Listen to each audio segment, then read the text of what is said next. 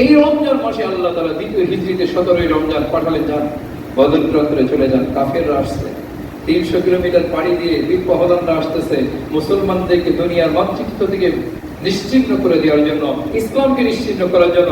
আপনাকে তো মক্কা থেকে বিতাড়িত করেছে, হিজরত করা লাগছে, এখন মদিনাও টিকতে দেবে না। বিপ্লবীরা আসতেছে, তার বিরুদ্ধে মোকাবেলা করা লাগবে।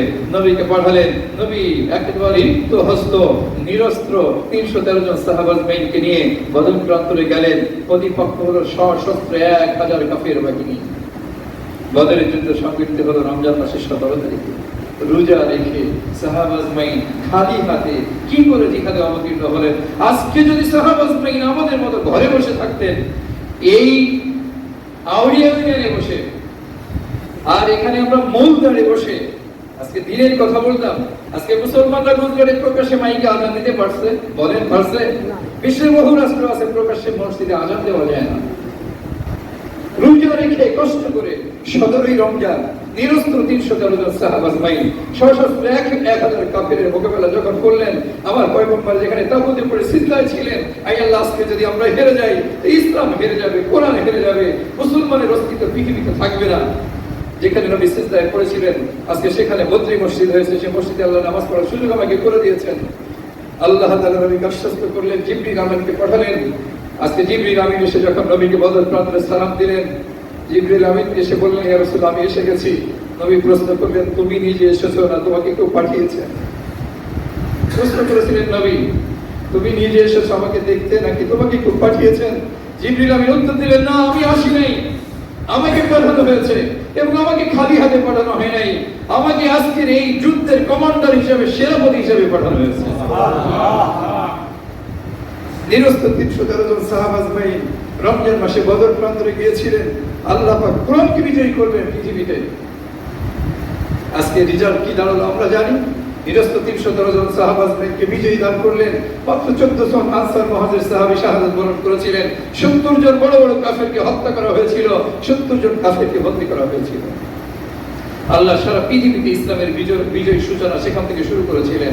সম্মানিত উপস্থিতি, আজকে সেই ইতিহাস আমরা ভুলতে চলেছি। ভুলে থাকলে কি হবে শুনে নেন।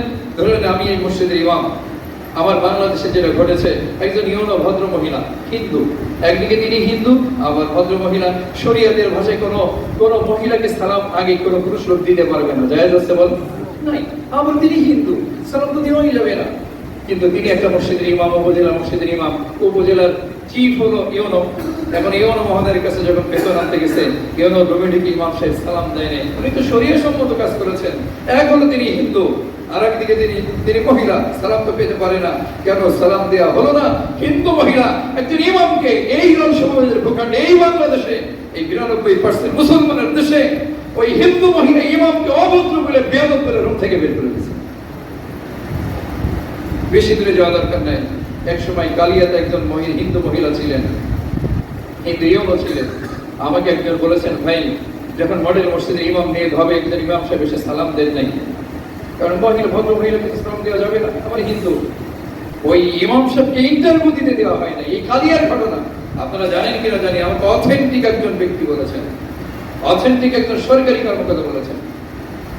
আমরা আজকে ঘুমিয়ে আছি, ইমাম সাহেবের পিছনে নামাজ পড়তে রাজি আছি, হুজুরের ওয়াজ শুনতে রাজি আছি, কিন্তু হুজুর যদি ইসলামের দাওয়াত দেন, ইমাম সাহেব যদি কোনো রাজনৈতিক কথা বলেন, বলে ইমাম সাহেবকে পাল্টাই ফেলো।